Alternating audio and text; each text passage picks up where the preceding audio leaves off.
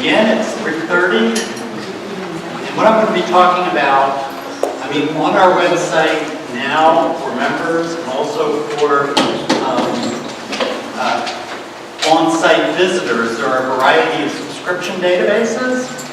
You've probably heard about those, but what I'm going to be talking about, what we're going to be talking about, is HSP's own genealogy database that we've been working on.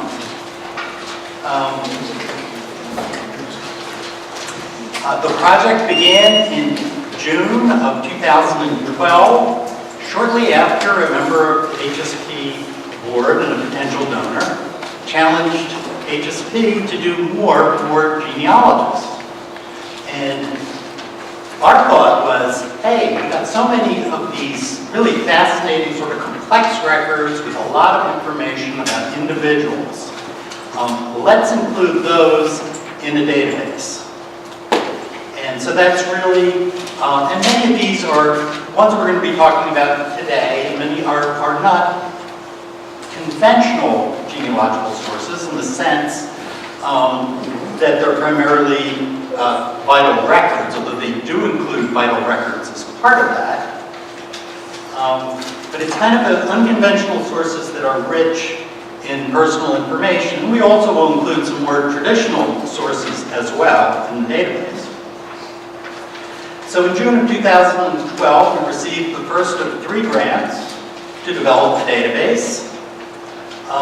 It utilizes both staff and volunteers. Currently we have 3 staff working on a part-time basis and 5 volunteers on the project. And it was very exciting, but last month we went live with 3 manuscript collections. Now these manuscript collections were all late 19th century, early 20th century charitable organizations in Philadelphia.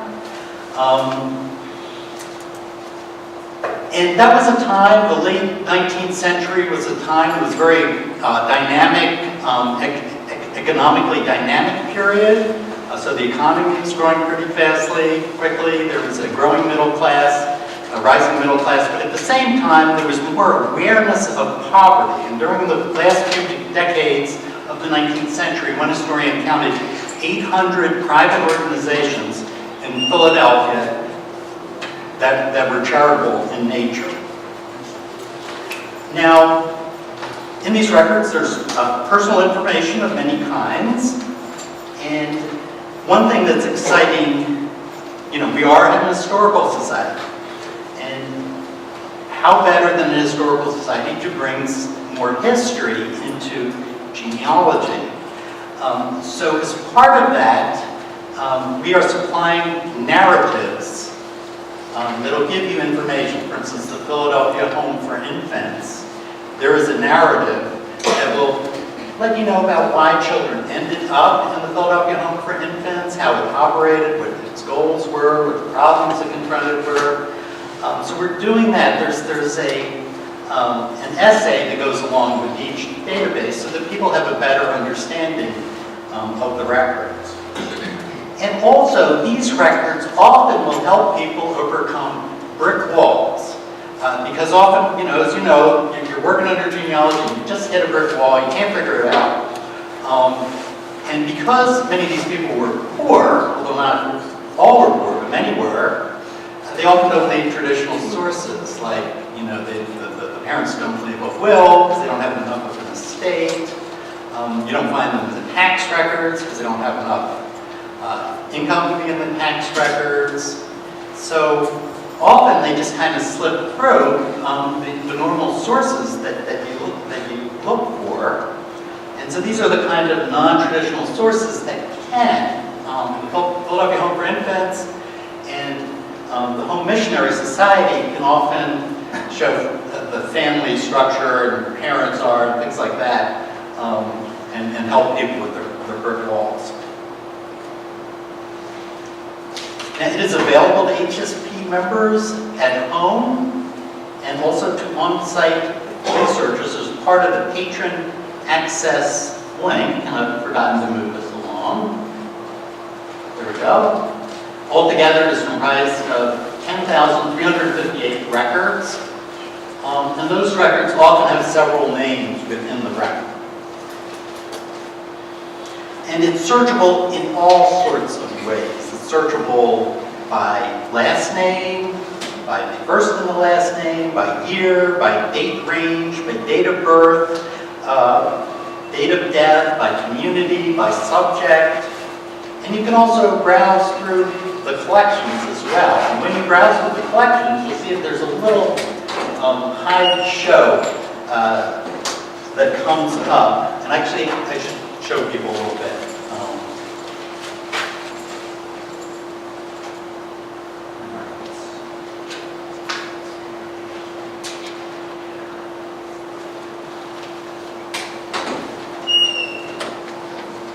So you can search by name, and I'll just give an example.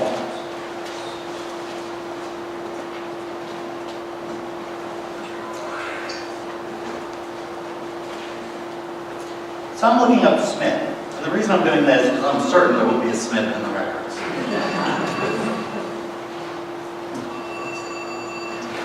So here it actually, for the Smith records, it gives you, you can see the number of names, and so that's really kind of neat over time in the records. So I don't know, I'm just taking one at random. Let's take a look at Mary Smith.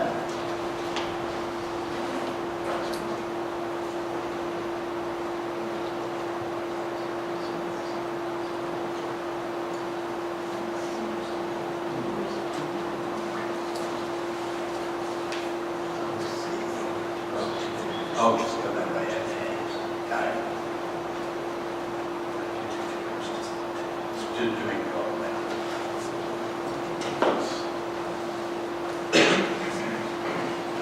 Okay, now this record is from the Philadelphia Home for Infants.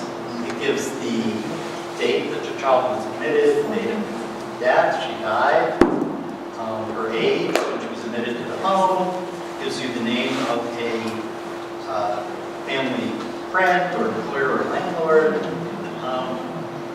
And then it says, left at corner of Baltimore Avenue and 69th Street with Margaret Miller, colored, cared for her for about 8 weeks. So that's rather a sad story. That's just an example of one of the records.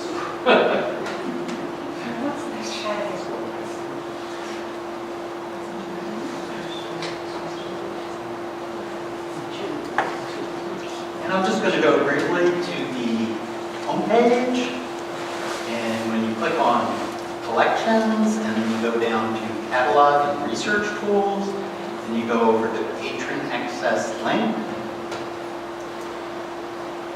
and there you are. That's how you would have access. And it's actually the HSP Genealogy Database is on the top. And it also has, you can browse collections.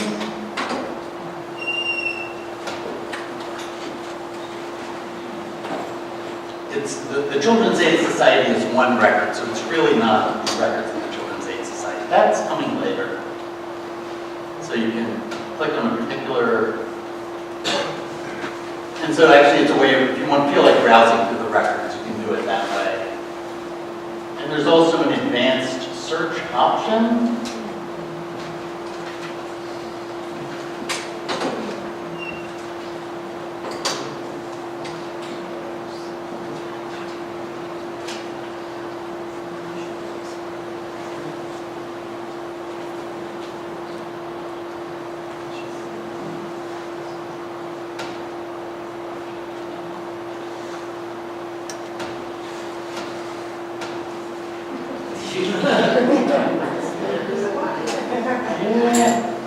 There you go.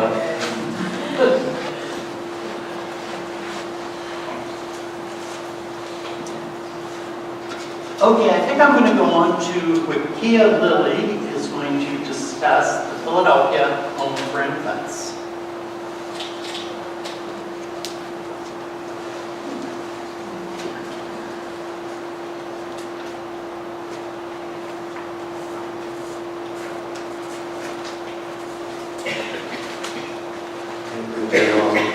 My name is Weckea Lilly. I didn't do a PowerPoint, so I'm going to read some of my notes about the and just give you some of my thoughts about what the records could mean in terms of doing genealogy and history. So in 1873, a small group of women in Philadelphia initiated a plan to save infant children from the horrible conditions of almhouses throughout the city. As there were several other groups operating in the city, they devised a plan to address a specific segment of the community and perhaps the city's most vulnerable. Many families were finding it increasingly difficult to properly care for children, so their primary mission was to nurture and provide for the welfare and well-being of abandoned and orphaned children for those whose mothers couldn't sufficiently provide for their care. As such, children were admitted to the Philadelphia Home for Infants as young as 1 week, and depending upon the need, they could stay at least to the age of 4. It was privately funded with the support of wealthy and other concerned persons in the city. They took donations, large and small, to support their mission. As well, they received other small appropriations from the Commonwealth of Pennsylvania. For the individual care of each child, the parents or guardian were responsible for their board, which ranged from about 50 cents to $3 a week. And in some cases, the parents were also encouraged to donate at least $100 a year. One option that the mothers had was becoming employed at the home to work as a nurse, a laundress, or a cook, and in that way, they could also provide for the child's board as well as their own. Overall, the home was equipped to serve anywhere from 60 to 75 children at a time. However, because of limited resources and the threat of the ever-decreasing amount of financial support, the number of children admitted at a time was capped at 52. Other than the funding, there were other threats making it difficult to provide for children, most notably the high death rates, which was caused by a number of ailments and illnesses primarily faced by the poor, including the whooping cough with outbreaks in 1875, 1876, and 1885, the scarlet fever with outbreaks in 1881 and 1886. And in more dire situations, children suffered from undernourishment, starvation, malnutrition, and pneumonia. This forced the home to make difficult decisions at times to close their doors and to also limit their admission rates. So if we consider then for a moment this need for the Philadelphia Home for Infants, it is quite clear that the genealogists or researchers must seek answers to historical questions about the home and the records they kept, the when and the why, and the other ways in which the voices of the subaltern became entangled with such social welfare institutions. So looking now at the record, we can see the persons who benefited from the help, but also see the social dislocations in effect, producing the kinds of social conditions that made life very difficult for impoverished families, namely women and children. It is the experiences of the vulnerable, I think, which oftentimes are lost to history and in many cases hidden within the archive, making genealogy or such related inquiries difficult. The creation of some records reflect disruptions of people's lives in a particular moment in history, which also highlight the degree to which the severity of the ruptures that produced the impetus for such institutions like the Philadelphia Home for Infants. So we see here that by extracting the names of persons from the records of help institutions like this home as a major step toward increasing the connections one can make to their past for telling of family histories. As well, the creation of the database for genealogy research also allow us to bring to the public those who otherwise would not have been found so easily. Essentially, we are bringing to light the idea that ordinary lives possess value and are worthy of remembrance.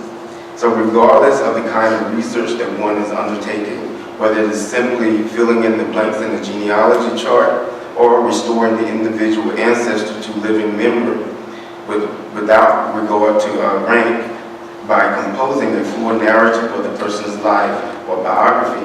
The database is an invaluable resource, whether it is accessed at the start of the research or somewhere in the middle. So the database for the Philadelphia Home for Infants contains the information about children and their guardians. There are some 2,821 cases included that were drawn from 2 volumes of registries. And looking at the volumes, you will see that managers of the home were primarily concerned with noting the persons who would primarily be responsible for the child. So essentially, who would provide for the child well-being are noted in several different categories. So this makes it easier for the researcher to locate or discover the parent or the caretaker, or if you're interested in following the paper trail in an adoption case, you could undertake that research within the database as well. I do have a copy of pages of the registry that I want to share, and you can pass them around if you like.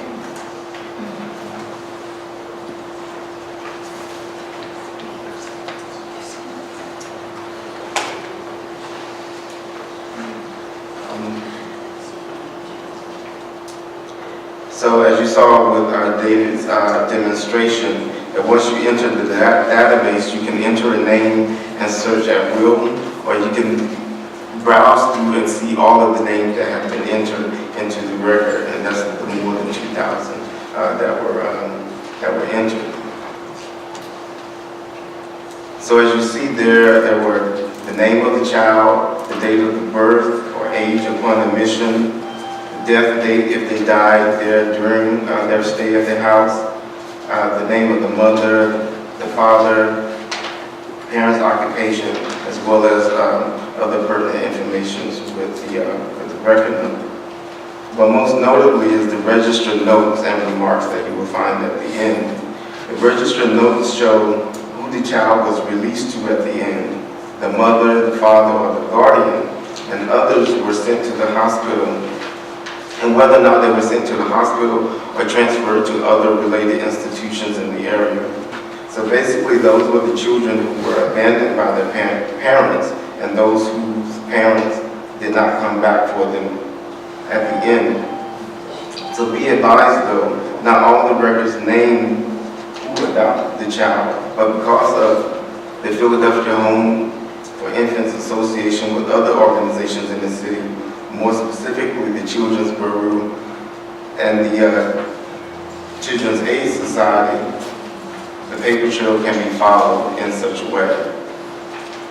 The first child was admitted in 1873, and the last child was admitted in 1931.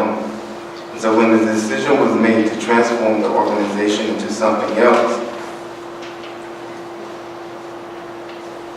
they were forced,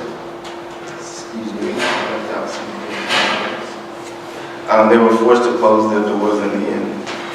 The Philadelphia Home for Infants aspired to care for the children in destitute situations. However, because of the many elements preventing the success of such organizations, they couldn't survive under the strains of managing such an institution.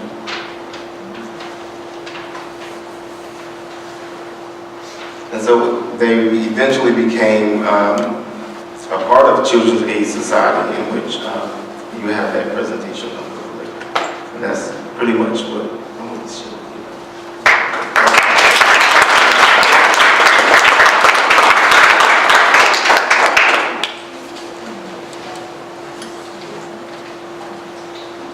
All right. Hi, my name is Kaitlyn. I'm going to be talking about the Home Missionary Society.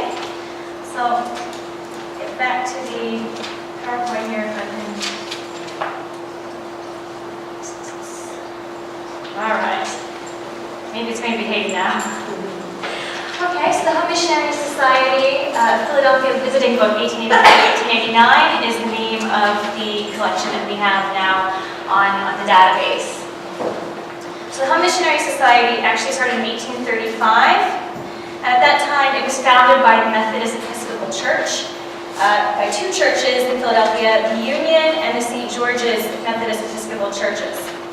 At that time, their objective was very religious. They said it was to promote the extension of the Redeemer's kingdom by means of preaching, prayer, and exhortation, and by the establishment of Sabbath schools, distribution of Bibles, Testaments, and other books of a religious nature. About 10 years later, they kind of threw that explicitly religious aim out the window because they became very aware of the fact that poverty was increasing in Philadelphia. There were a lot of families that were without means, and they didn't have the money just from the Methodist Episcopal Church to take care of these families. So they became non-denominational. They dropped the Methodist Episcopal from their name and began to take money from other churches like the Baptist Church. So in 1845, that's when they become the Home Missionary Society of Philadelphia, no specific denominational attachment. Now, we have about 5,000 visits listed in our visiting book that covers 6 years. This is 5,000 visits to poor families around the Philadelphia area. And astonishingly enough, the majority of those 5,000 visits were done by 3 men. And we know that because each entry was initialed. And we can actually find out who those men were by looking at a book that was published about the history of the Home Missionary Society. So you can track who visited what family. We had EHT, who we think was a man named Emmanuel H. Toland, J.W. Field, and J.B., who was probably John Barrett, and they were all members of the board of the Home Missionary Society. So we visit these families and we decide whether or not they needed help, and in a few cases, whether or not they were actually worthy of help, not whether or not they needed it. And the notes will mark what relief was granted. Often it meant that the families got coal. And if you were very poor in the winter months, quite chilly in Philadelphia, I'm sure you've all found that out this weekend. They would give them coal, half ton, a fourth of the ton, or maybe they would sell them coal at a reduced price. They'd often give groceries, sometimes shoes or clothing. In a couple of cases, they gave cash because the families were having trouble making rent. In a few other cases, they would actually give them raw materials like fabric. If a woman was a seamstress, then she would have some fabric to work with to sell on. So the types of information available in these records include family size, tell you, husband, wife, and 7 children.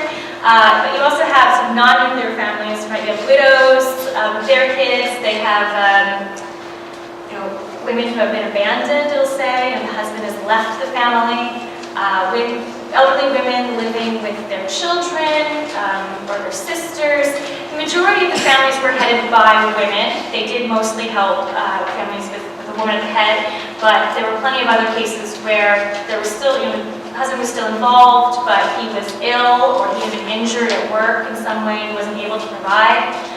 In a few cases, they did actually help single men as well, but it was not as common. They also marked the race, if the family was white or not white, their country of origin. Sometimes they were from Ireland, Scotland, often from Ireland or Germany was the most common, especially in this area. A few were from Italy, a couple were from Sweden. We had their religion. Now they threw out that non-denominational label. They began to help, Lutherans, Roman Catholics, which was odd for the time. There were some groups that would not work with Roman Catholic families, and they would also help Jewish families. You have their address. Sometimes they would move and they would have a new address recorded.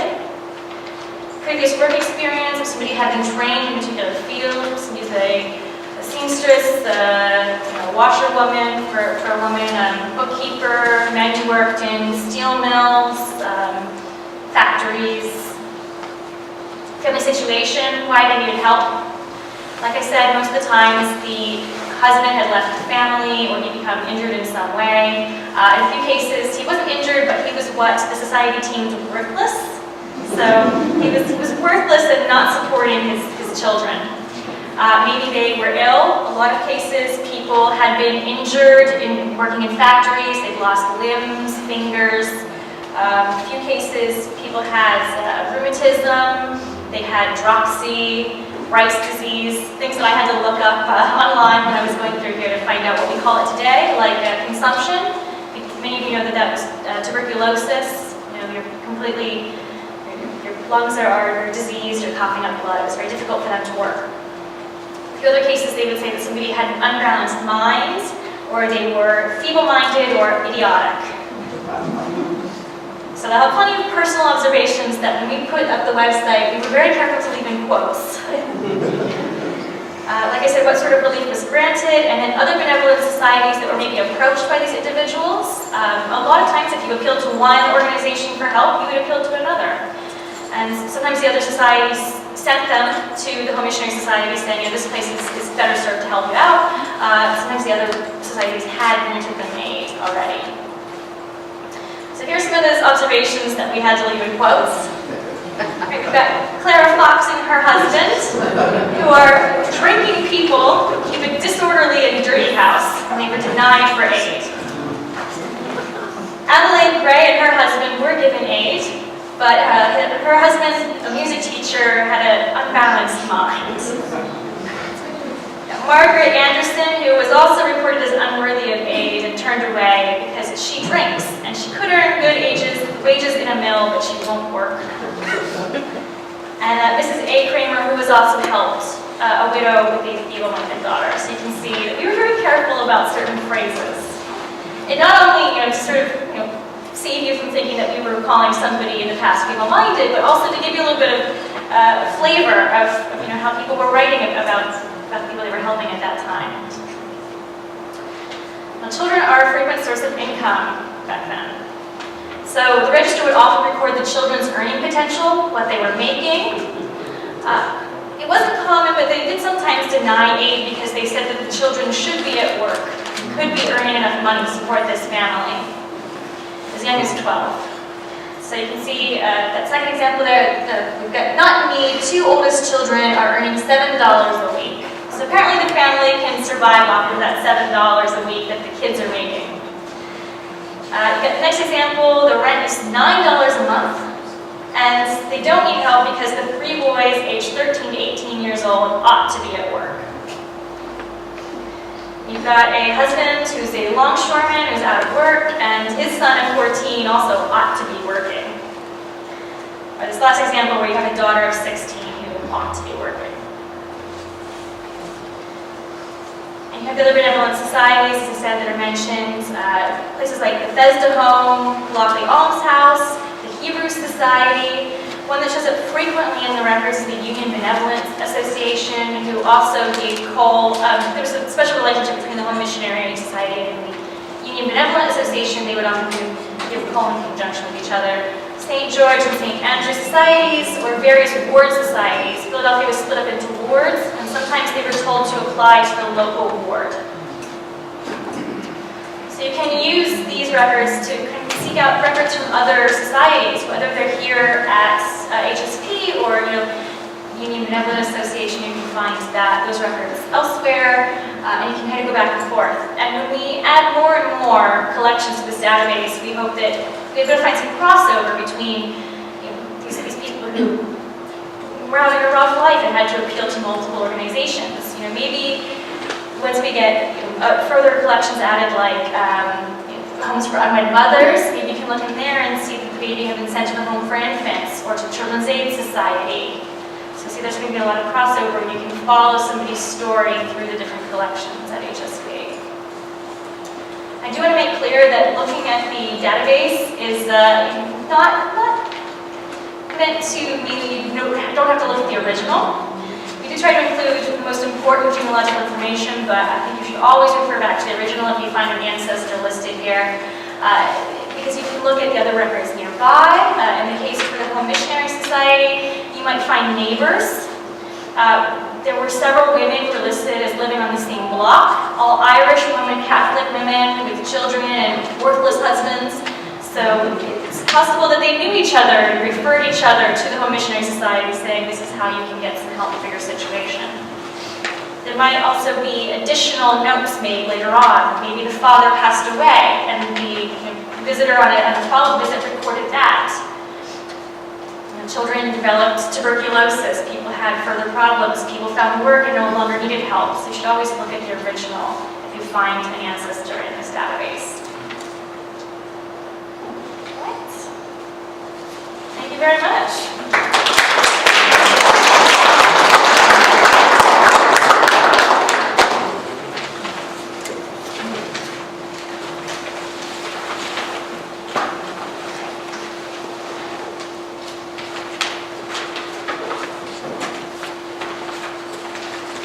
The Philadelphia Placement Office is the third and final charitable organization that is in the database. It's the daily entries of an employment agency, and it's divided about equally between entries about somebody who's looking for work and entries about somebody who's looking for a worker. So you can see, and you can see some of their attitudes.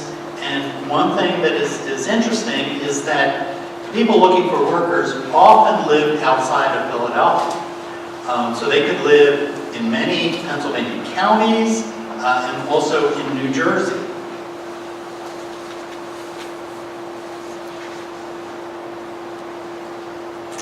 Now, the types of information in the database, we pretty much supplied all the information we thought would be of interest to family researchers.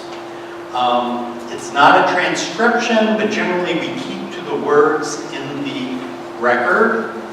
There are some changes that we make to make it easier to understand for researchers without being careful not to change the meaning of the record. And when we use quotes, the quotes are exact.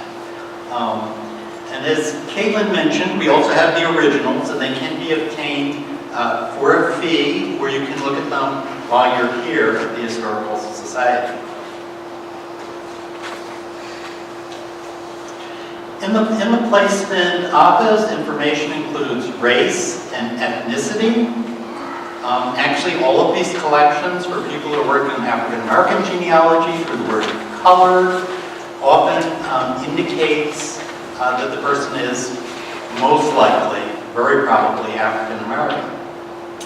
Also, religion. One interesting feature, actually, of the Home Missionary Society is they wanted to know everybody's denomination.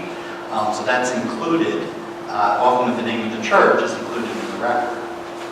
Now, we have the ages of people seeking work. We usually don't have the age of the person who's seeking a worker. Often the person who's looking for work will mention their previous work experience. So you'll be able to see where they had worked before. Sometimes we can see people move, and this can be very useful because somebody's living in Philadelphia and then they're moving to a job in New Jersey, where the employer and the person who's the employer is moving. So there is a fair number of records where you can see people moving. And one thing with all these records, actually, with people who are poor, we find that they move frequently. The size of families is usually included sometimes on the people seeking work, but more often you'll find that the families who are seeking a domestic servant, and they would often say there are 4 in their family, and that kind of thing. So you often get the size of the families. The situation of families also often comes, the attitudes of people seeking work or people seeking workers are often revealed in the record. And there are the personal observations by the agent. And that's, it is written by the agent. Sometimes they reflect what people said to them, but sometimes it's their observation of the person. And they did try to screen people if they thought that somebody was a worker who was not worthy, wouldn't do a good job. They would indicate that in the record. And they also sometimes found people, they felt something was a little wrong on the side of the person looking for work, particularly when they were looking for children to work in their house, and some said not a suitable home or something like that. Well, here are some of the observations, and these are fairly typical. Susan Hinkle, very respectable old lady, willing to work. Harris Wilson, African-American boy, age 14, quote, intelligent and respectable, seeks work on a farm. There's Mrs. Rose Bent, she's a fraud, drinking woman, do nothing. So we're not getting her any help. W.H. Loomis is seeking a position driving a wagon, and he is sober, industrious, and he attends to business. So there are lots of comments, more favorable comments than negative, although there are a fair number of negative comments. Now, it's limited on time. I could talk for a long time about the placement office records, but what I've decided to do is to focus on one aspect of the record that I found particularly interesting, which is that child labor during this late 19th century is very common and widely acceptable. You find with boys and their ages, generally were 14 to 18 years old, are in demand as laborers on farms outside of the city. So if they have experience milking a cow or tending to a horse or farm chores, I would highly recommend them. Many of them don't, but they still often find jobs. However, there were some boys who did not want to work in the country. They were looking for city work. Many of them had an experience working in a store. They wanted to be a clerk or learn a trade. They really weren't interested in being on a farm. Then there was this group that in the record, over and over and over again, you see this phrase, quote, half-grown girls. I think that's their way of saying, like, later tween and teenager. From what I can figure out, it's from the age of about 12 to 16. And the most common type of work that people were looking for and that employers were looking for, and also people seeking work, was to work as domestic servants. And this often did involve adult women and sometimes men as well.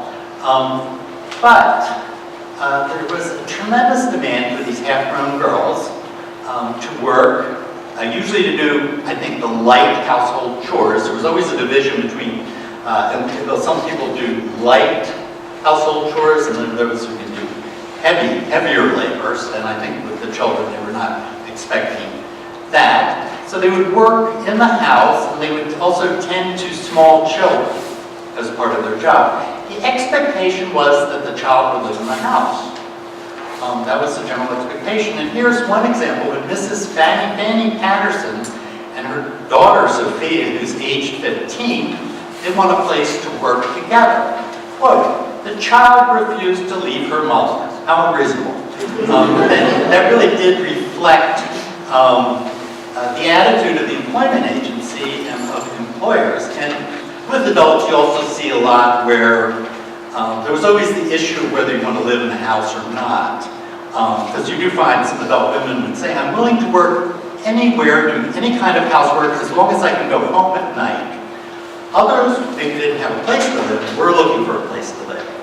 And then there are a lot of cases where the adult and the child, they want to be placed together in a house. So here are the attitudes towards child workers that you find in the records.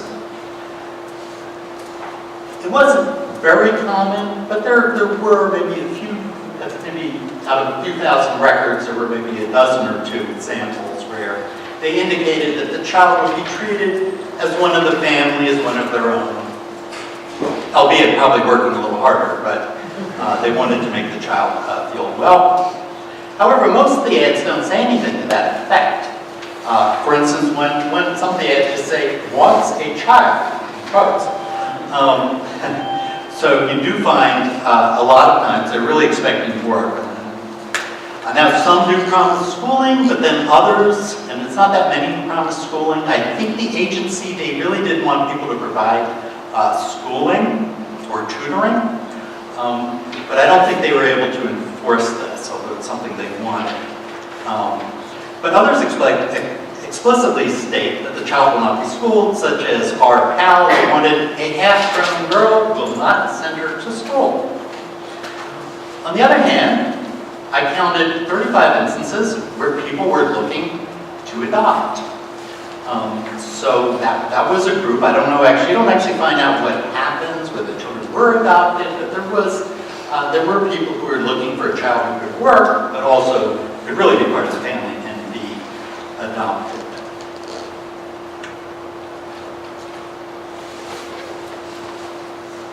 And I'll just make one more comment about the records that is kind of interesting. By the way, we do have a blog, a genealogy blog, Roots and Branches, and I think all of us, Weckea, Kaitlyn, and other people working on the project are going to do a bunch of blogging about these databases soon.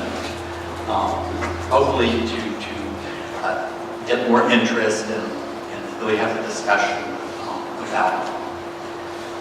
And one thing in the records is there wasn't any discrimination was legal. You could discriminate. The most common discrimination was age. So they would say what age they wanted the person to be. Going back to the half-grown girls, you have ads where they say, we want a 14-year-old. Well, I think maybe if she's just 15 or 13, or whatever, they'll accept her. But they would sometimes be very specific about the age of the person that they wanted to hire.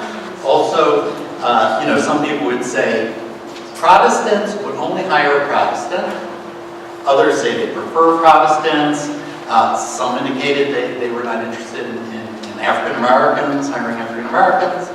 And one person wrote, colored and white is fine, but no Irish. Now the upcoming databases, in November of this year, we're going to release a cluster of colonial records. And this is what generally we'll be doing. We'll take a cluster of records that are of a similar topic and release them all at the same time. And we plan on doing this at least twice a year. So in November of 2015, there are various colonial records, which include tavern license petitions and appointments.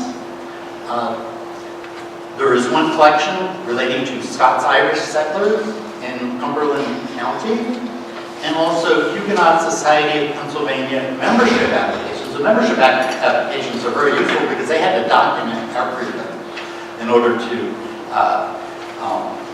be admitted into the Huguenot Society. In 2016, we're looking forward to the records of the Children's Aid Society, and if you think these details, these records are detailed about people, wait till you see those records. The Orphan Society of Philadelphia, also a great resource of information on individuals, and various school records. 2017, there's going to be a variety of African American records, including the African American census for 1837 and 1856, and also the Magdalen Society of Philadelphia records, which was basically like a reform school for girls in Philadelphia. That has very detailed records as well.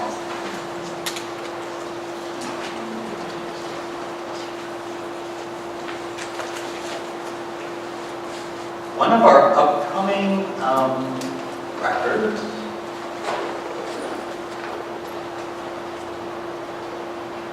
is the Children's Aid Society.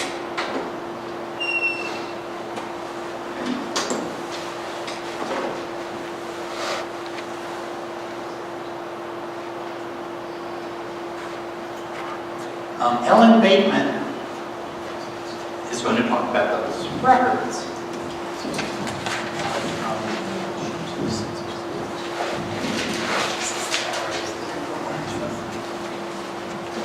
Hi everyone, my name is Ellen Bateman and I have the privilege of being a volunteer here at the Historical Society of Pennsylvania, and I'm really honored to be able to speak to you today. And I think you're all terribly brave to come out in this terrible weather. The Children's Aid Society, as David pointed out, is going to be rolled out in 2016. And also, as David indicated, it is an incredibly rich source of information at many different levels, but what I am finding primarily about the lived experiences as well as the kind of characters of the children involved, the children who are placed into care. The Children's Aid Society, their collection is quite extensive, and at the moment I'm working in the volumes that record admissions to the society in 1898. So we're looking at the latter part of the 19th century. Briefly, CAS was founded in 1882 by a group of high-minded, very worthy folks with connections to organized religion. Its purpose was to provide a family environment for destitute children, preferably in a country with its healthful conditions. That was very important. And it served as an alternative to indenture. And Kaitlyn has spoken about how, and David as well, about how children were considered a legitimate source of employment and institutionalization, including prisons in some instances. The reasons for placement in CAS are quite interesting. Frequently, children were abandoned. They were found by the police or other concerned citizens. One of the files that I've worked with, I'll just read something very briefly to you. George, this is George Middleton, 3 months old. George, a deserted baby, was left at 1515 South Broad Street in Philadelphia. The baby's not very well, but not sick enough for the hospital. George improves and is now healthy, walking, but makes no attempt to walk. I'm sorry? Talk a little loud. Oh, I'm sorry. Right. It's a little, I think maybe towards the back, it's a little bit. I'm so sorry. Can everyone hear me? Okay, George, a deserted baby, was left at 1515 South Broad Street. He's sick. Taken into care where he seemed to flourish, but the record knows George died suddenly. Baby buried, bill sent to the Children's Aid Society, and that's all the record has. In many instances, we find that while children do go on to either be adopted or become old enough while in care to take on work and become what is referred in the record to as self-supporting, frequently they will die, or the record ceases to be kept for reasons we're not quite sure of. Other reasons for placement in CAS: parents are in crisis because of illness, desertion, incarceration, or hospitalization.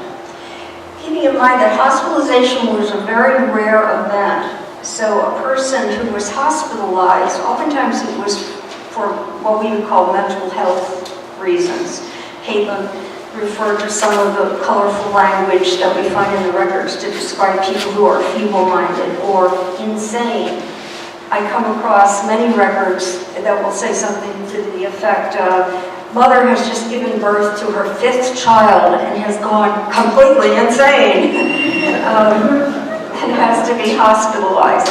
Other causes for hospitalization might be tuberculosis or consumption. A parent might be employed but without childcare and might not have a situation where the child can be taken with them to their employment.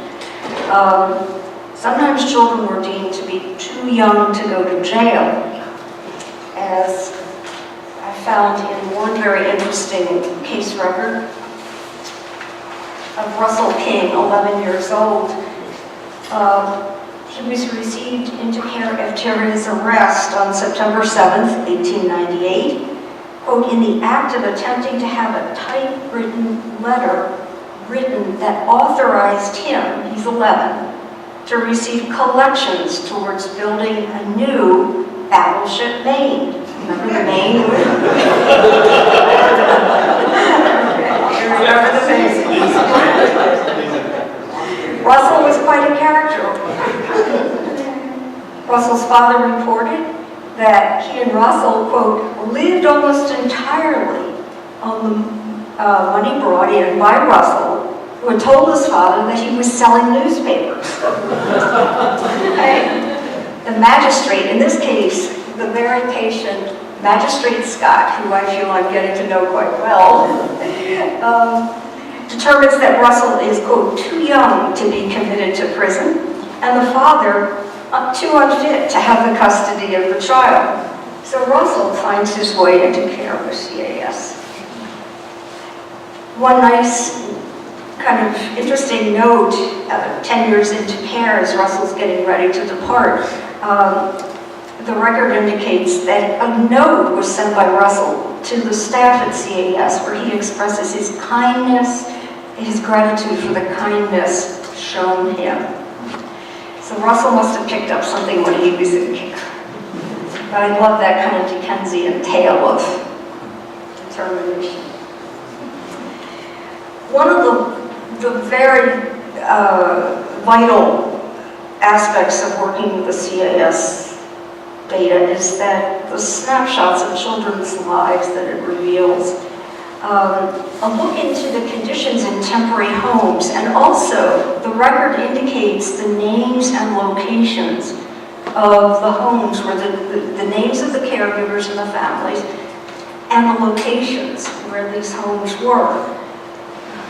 There was, it would appear, a tier of homes, usually the first home that the child resided in, located here in Philadelphia, actually in this very neighborhood.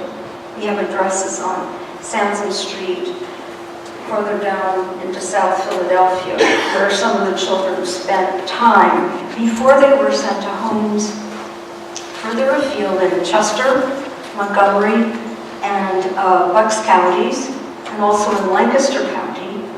And then even farther afield, other homes in Bradford County, Wyoming County, Susquehanna counties, and Wyoming County, which were then even further afield.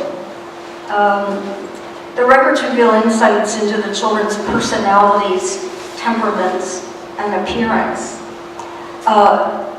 Very good descriptions, physical descriptions of the children are provided. Their coloring, not just whether they were African American or colored as they were referred to in the record, or white. Sometimes a nationality might be given. The color of their eyes, the color of their hair, and also an impressionistic and very subjective view. Sometimes a child would be said to appear dim or unintelligent. Other times, quite beautiful, lovely hair, things of that. So there was an element of tenderness that you sometimes find in these depictions of the children, particularly young children. The notes, the case notes that were taken by the visitors from CAS who actually went to the temporary homes where the children lived, and you can imagine if children are living out in Bradford County, which is out in bear country somewhere in Pennsylvania, the visitors traveled quite far, and I'm getting to know the names of the visitors too. They initial each one of the notes and the dates of the visits. There are notes given about the personalities, the temperaments, and appearance of the kids, especially as they grow. Sometimes children are described as very willful or disobedient and dishonest. But then, another note down, the child is getting along beautifully, does well in school, is a delight to be with, and other sorts of descriptions as well. I have tried to discern if there's a difference in the differences in the evaluations of the kids depending on who the visitor is, but sometimes that my theory doesn't hold. So sometimes a visitor who seems to be rather in a prickly mood will then turn out to write a very lovely note about a child. The information on education and other training is also included in these notes. As was pointed out earlier, it was considered quite acceptable for children to work. Now, CAS, it would seem that part of their mission was to try to promote education where possible. If a child was supported in care, and oftentimes the care was about $1.50 a month, the likelihood that the child would be able to just go to school and not work was much higher. But oftentimes kids didn't have a parent or someone willing to pay that $1.50 a month. So the child, especially if they were a boy of a certain age, would be sent to work on the farm. Girls would do housework. They may attend school periodically when there was nothing to be done, excuse me, no work to be done. But what I'm learning is that school may not have been a consistent experience as we know today. Great emphasis was placed on children attending Sunday school, and the records do note at every instance that the child is regularly attending Sunday school. In cases of Catholic children, the records will indicate that the child is preparing for their first Holy Communion or is receiving instruction in the catechism. So what I'm inferring from the notes is that there was a respect for the religious orientations and perspectives of the kids involved and the families that sent them there. Some of the records indicate that Jewish children were kept there. There seems to have been a very broad approach to who would be taken and kind of equal opportunity access to care. The desires of parents. In one note I came across, a little Jewish girl was very sick when placed in care, and all that her father wanted was that if she died, she would be buried in Hebrew ground. So the society was, luckily she didn't die, she was fine. But records of that sort indicate that there was sensitivity to the needs of the families and the children involved. Special challenges of the children, medical. Kids got sick with whooping cough, oftentimes with various kinds of infection that would go by euphemistic terms. There were social hardships as well. If a child was slow, or if a child was weak and not as physically capable as others, they had a difficult time. Hardships overcome while in care. One of the things that is revealed over and over again in the records is how resilient these kids are who are in care. They're highly adaptable and they're very persistent. I've come to read notes like the child is self-willed or the child is disobedient as indicative of the fact that they probably were very intelligent and knew that they had to stick up for themselves and nobody was going to. So I see over and over again the great commitment that the children have just to making the best of their own situation. And in closing, I'll read from the record a young boy who entered care and obviously came to appreciate it when he considered what faced him in the city and what opportunities were available to him in care. Charles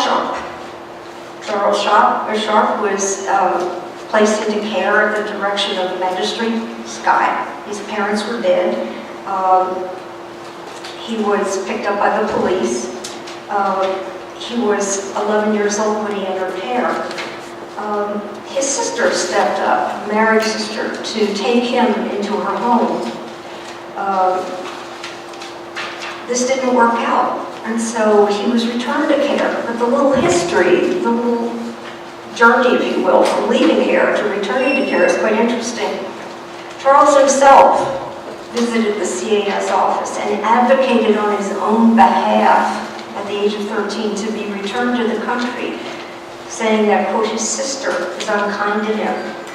And when a neighbor was interviewed by the CAS staff, a neighbor of the sister, she indicated, the visitor thinks he does not get enough to eat.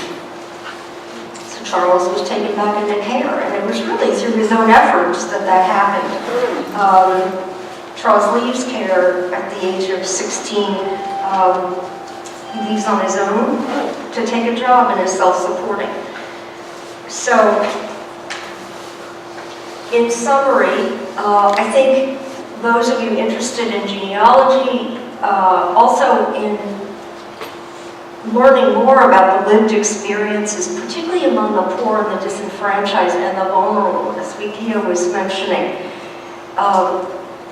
History is not just a project for elites, obviously. There's a wealth of history in between the ends of the books that contain these sources of data.